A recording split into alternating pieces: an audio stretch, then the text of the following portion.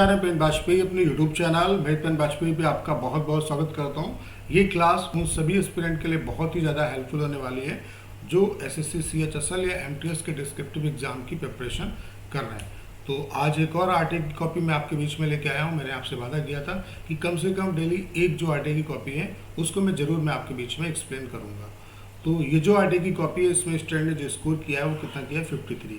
तो ये कॉपी आपके लिए बहुत ज़्यादा इंपॉर्टेंट हो जाती है। जो कम मार्क्स वाली कॉपी हैं वो आपके लिए ज़्यादा हेल्पफुल है क्योंकि वो आपको ज़्यादा सिखाएंगे। जो गलतियाँ इन्होंने की वो आपको नहीं करनी। इन्होंने जो ऐसे में स्कोर किया है वो 28 किया है और लेटर में जो स्कोर किया है वो 25 किया है। कॉपी जो है वो हिंदी मीडियम की कॉपी है। तो ये जो पहला पेज है इसको बहुत अच्छे तरीके से आप देख लीजिए। इसमें साइड डिटेल बहुत अच्छे तरीके से आपको फिलअप करनी है, ठीक है। तो इसके बारे में कई बार आपको बता चुका हूँ। आगे बढ़ते हैं। साथ ही साथ में आपको मतलब कॉपी तो इनकी मैं पढ़ूंगा, उसके साथ साथ मैं आपको टिप्स भी देता रहूँगा कि किस तरीके से आपको चीज़ें बेहतर करनी है। अगर आप रेगुलर देख रहे हैं क्लासेस को तो आपको इसकी समझ होगी। तो ये जो कॉपी है वो 2019 की कॉपी है। कल भी हम लोगों ने एक कॉपी डिस्कस की थी जिसमें 77 स्कोर था। तो आपको पता होगा कि 2019 में जो टॉपिक आया था आपका, जो 2019 में आपका ऐसे का टॉपिक था वो क्या था, भारत में अभिव्यक्ति की स्वतंत्रता, संवैधानिक प्रावधान और सार्वजनिक बहस। यानी कि भारत में अभिव्यक्ति की स्वतंत्रता के बारे में आपको बताना है, ठीक है। संविधान में इसके बारे में क्या क्या प्रावधान किए गए हैं उसके बारे में बताना है। और ये सार्वजनिक बहस का मुद्दा क्यों बना हो सकता है कि उस टाइम पे कुछ ऐसा सिनेरियो हो जिसकी वजह से ये पब्लिक डिबेट का मतलब मुद्दा बना हो। तो उस इशू के बारे में भी आपको यहाँ पे डिस्कस करना है। तो इससे ज़्यादा आपको बहुत ज़्यादा नहीं बढ़ना है। आपको कहाँ तक किस डायमेंशन तक जाना है वो यहाँ पे आपको टॉपिक अगर आप पढ़ेंगे तो आपको समझ में आ जाएगा कि आपको किन किन स्टेप को छूना है, ठीक है। भारत में व्यक्ति की स्वतंत्रता इसको छूना है, संविधान में इसके लिए क्या प्रावधान किए गए हैं, इसके आर्टिकल वगैरह को बताना है, कहाँ से लिए गए। उसके अलावा ये पब्लिक डिबेट का विषय क्यों बना हुआ है इसके बारे में बताना है। इससे बहुत ज़्यादा आपको खींचने की जरूरत नहीं। देखिए आपको 250 वर्ड में लिखना होता है और प्लस माइनस 10% आप कर सकते हैं। यानी कि 10% अगर आप एक्स्ट्रा लिखेंगे यानी कि 275 वर्ड भी लिखते हैं तब भी कोई दिक्कत नहीं, और इधर 225 वर्ड लिखते हैं तब भी आपको कोई दिक्कत नहीं, ठीक है। लेकिन बहुत ज़्यादा खींचेंगे तो आपके आगे के जो वर्ड हैं, जैसे आपने मान लेते हैं 300 लिखा, ठीक है, तो 275 के आगे का पोर्शन जो है वो आपका चेक नहीं होगा, ठीक है। तो सबसे पहले लेट जो ऐसे है वो आपके लिए इसलिए इम्पॉर्टेंट हो जाता है क्योंकि अगर आपने ऐसे पे बहुत अच्छे तरीके से काम कर लिया तो ये श्योरिटी है कि आपको लेटर में अच्छे मार्क्स मिलेंगे। तो जब भी आपको टॉपिक मिले, आप जब एग्ज़ाम देने जाएंगे तो इस चीज़ को आप फॉलो करना, आपको बहुत ज़्यादा इससे हेल्प मिलेगी। आप 2 से 4 मिनट उसके बारे में सोचिए, जो आपको टॉपिक मिला उसके बारे में सोचिए। फिर जो जो पॉइंट आपके दिमाग में आ रहे हैं आप पेंसिल लेके जाइए, तो उनको आप अपनी जो कॉपी हो उसमें मतलब स्लोली आप उन्हें नोट डाउन कर लो, बाद में उसे मिटाल भी देना। मतलब किस तरीके से करोगे, जैसे इंट्रोडक्शंस आप अपने जो ऐसे उसको 3 पार्ट में तोड़ो। इंट्रोडक्शन है आपका, मेन बॉडी है और फिर आपका कंक्लूजन है। तो इंट्रोडक्शन में क्या डालना है, हमेशा बेस्ट पार्ट डालने की कोशिश करो। और इंट्रोडक्शन कुछ इस तरीके का होना चाहिए, जरूरी नहीं कि आप इंट्रोडक्शन लिखो, लिखने की ज़रूरत नहीं है। जैसे कि आपने यहाँ से यहाँ तक लिखा तो खुद जो एग्जामिनर उसको समझ में आ जाएगा, हाँ ये इंट्रो है। फिर आपने प्रोस एंड कॉन्स बताए, मेन बॉडी में आपको प्रोस एंड कॉन्स बताने और कंक्लूजन में आपको अपने तरफ से राय देनी है बेटरमेंट के लिए, ठीक है। तो चलिए देखते हैं इन्होंने किस तरीके से लिखा, थोड़ा इसे मिटा लेते हैं तो सारा कुछ आपको पढ़ने में इजीली समझ में आ जाएगा, ठीक है।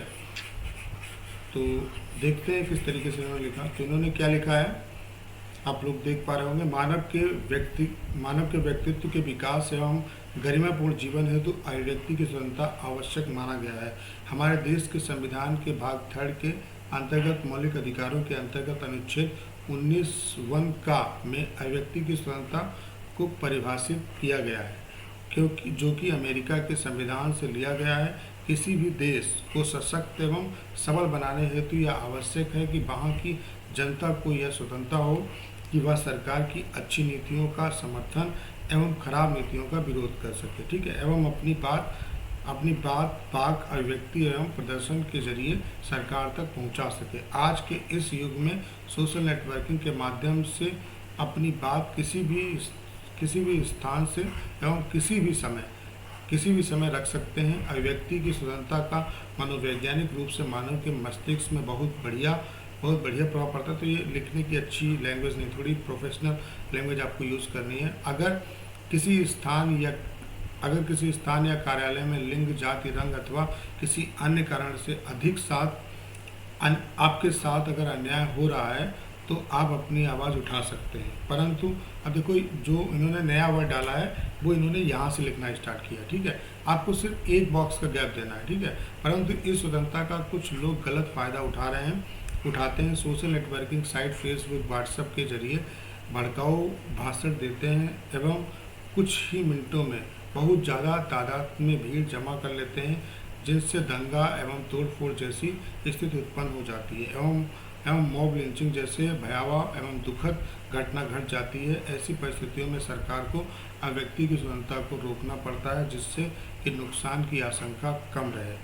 सारता यह कहा जा सकता है कि व्यक्ति की स्वतंत्रता के फायदे के साथ साथ कुछ खामियां भी हैं, जिन्हें दूर करके एक श्रेष्ठ भारत का निर्माण करना चाहिए। तो आप लोग देख पा रहे होंगे कि इन्होंने लिखा तो ठीक ठाक है, जो मतलब स्टार्टिंग की है उसमें ठीक ठाक लिखा है, लेकिन उसके बाद जो इन्हें बताना चाहिए था कि ये पब्लिक डिबेट का क्यों मुद्दा बना हुआ है, उस चीज़ को ये ना बता करके कहीं और भटक गए। तो आप लोग देख पा रहे होंगे इन्हें जो मार्क्स मिले वो 28 मिले। अब यहाँ पे 28 मार्क्स मिले हैं तो जाहिर सी बात ये श्योरिटी है कि इन्हें लेटर में भी अच्छे मार्क्स नहीं मिलेंगे, ठीक है। तो देख लेते हैं लेटर इन्होंने किस तरीके से लिखा। यह मानते हुए कि आप सुरेश सीमा निवासी मकान नंबर 351 देवनगर गली संख्या 2 पोस्ट देवनगर नई दिल्ली 110063 एक सक्रिय कार्यकर्ता और देश के सुदूर क्षेत्र में अपने जनजातीय समूह के बीच रहकर कार्य कर रहे हैं। आप अपने क्षेत्रीय स्तर पर संबंधित अधिकारी उप जिलाधिकारी बस्तर छत्तीसगढ़ पिन कोड 494223 को पत्र लिखें, जिसमें आपके जीवन आपके समाज के लोगों द्वारा अनुभव की जा रही विविध समस्याओं के समाधान का आग्रह हो। तो ये आपका फॉर्मल लेटर है। पहले आपका क्या आएगा, सबसे पहले आपका आएगा राइटर का एड्रेस, तो वो इन्होंने डाल दिया, ठीक है।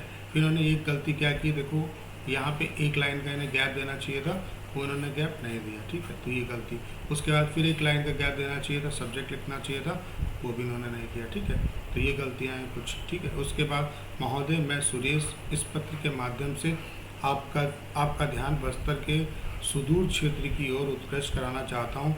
मैं इस क्षेत्र में पिछले कुछ दिनों से निवास कर रहा हूँ एवं यहाँ की परेशानियाँ समझने का प्रयत्न कर रहा हूँ, ठीक है। इस क्षेत्र में जहाँ एक और बुनियादी ज़रूरतें जैसे बिजली पानी की व्यवस्था नहीं है, वहीं दूसरी ओर डिजिटल इंडिया मोबाइल गवर्नेंस जैसे सब यहाँ के निवासी सुने तक नहीं है। इस क्षेत्र के लोगों को साक्षर करने एवं रोजगार देने के साथ साथ यहाँ अस्पताल स्कूल खोलने की अत्यंत आवश्यकता है, ताकि यहाँ के लोग भी साक्षर एवं स्वस्थ बनकर श्रेष्ठ देश की आर्थिक प्रगति में अपना योगदान दे सकें। आशा करता हूँ कि आप मेरी समस्या को समझेंगे एवं जल्द से जल्द यहाँ की स्थिति सुधारेंगे। धन्यवाद। तो आप देख पा रहे होंगे कि लैंग्वेज मतलब उतनी ज़्यादा बेहतर नहीं है। आप मेरी समस्याओं को समझेंगे गलत है, आप मतलब इन लोगों की समस्याओं को समझेंगे, ये यहाँ पे कहना चाहिए था, ठीक है। उसके बाद आप देखो इन्होंने कुछ वर्ड जो हैं वो इस तरीके से लिखे कि वो समझने में पढ़ने में दिक्कत हो रही है। तो कहने का मतलब ये है कि राइटिंग का उतना ज़्यादा रोल नहीं होता है, लेकिन हाँ आपकी बात इस तरीके से हो कि वो स्पष्ट समझ में आए। तो बस आपको ये फोकस करना है। आप भले ही बहुत अच्छा ना लिखते हो, कोई दिक्कत नहीं, लेकिन आप सुव्यवस्थित लिखें। अब देखो बॉक्स वाली कॉपी आपको मिल रही है, तो जाहिर सी बात है इतना गैप आपको दिया जा रहा है, तो इसमें अगर आप सुव्यवस्थित तरीके से बीच में ही आपको लिखना है, तो बीच में जब लिखना है, अगर राइटिंग आपकी थोड़ी बहुत बेकार होगी तब भी अगर ढंग से लिखेंगे तो वो अच्छा लगेगा। तो आपको बस यही सजेशन है मेरा कि इस कॉपी को देखिए, इन्होंने क्या गलतियाँ की वो भी मैंने आपको समझा दिया। आप लोग देख पा रहे होंगे लेटर में शुरुआत में इन्होंने गलती की, ठीक है। तो कहीं ना कहीं लेटर में आपको फॉर्मेट के नंबर मिलते हैं, और उसके अलावा इन्हें नंबर क्यों कम मिले आप लोग देख पा रहे होंगे, 25 नंबर मिले। उसका एक रीज़न ये कि उन्होंने लेटर उतना अच्छा लिखा नहीं, और दूसरी बात इनके ऐसे में मार्क्स कम आए। तो उम्मीद करता हूँ कि अगर आपने इस वीडियो को पूरा देखा होगा तो आपको क्लास बहुत अच्छे तरीके से समझ में आई होगी। अगर आपको डिस्क्रिप्टिव में बहुत अच्छा स्कोर करना है तो आज ही हमारे complete descriptive PDF plus video course को आप ज्वाइन कर सकते हैं। इस कोर्स में आपको जितना भी कंटेंट है, जैसे कि 100+ जो सिलेक्टेड ऐसे के टॉपिक हैं, चाहे वो कॉमन टॉपिक हो या करेंट टॉपिक, उसके अलावा 100+ लेटर प्रेसाइज, ढेर सारे वीडियोस, कैसे आपको लेटर लिखना है, कैसे ऐसे लिखना है, कैसे प्रेसाइज लिखनी है, इसका फॉर्मेट, प्रीवियस जितने भी टॉपिक हैं CHSL CGL MTS के वो सारे, उसके अलावा 50+ RTA की कॉपी, इनका वीडियो सोल्यूशन, और डेली प्रैक्टिस हम आपकी कराएंगे। डेली आपको टॉपिक मिलेगा, डेली आपकी कॉपी चेक होगी। कहने का मतलब ये है कि अगर आप ईमानदारी से मेहनत करेंगे तो डेफिनेटली आप बहुत अच्छा यहाँ पे करने वाले हैं। तो अगर आपको इस कोर्स के रिगार्डिंग कोई भी इन्फॉर्मेशन लेनी है तो करना क्या है, 6307185699 इस नंबर पे आप व्हाट्सएप पे मैसेज करिए और आपको सारी इन्फॉर्मेशन दे दी जाएगी। तो उम्मीद करता हूँ कि अगर क्लास आपने कंप्लीट देखी तो आप बहुत कुछ इससे सीख पाए होंगे। आपको करना क्या है, इसे ज़्यादा से ज़्यादा शेयर करना। उसके अलावा अगर आप चैनल पर नए हैं और आपने अभी तक इसे सब्सक्राइब नहीं किया है तो प्लीज़ चैनल को सब्सक्राइब करना मत भूलिएगा।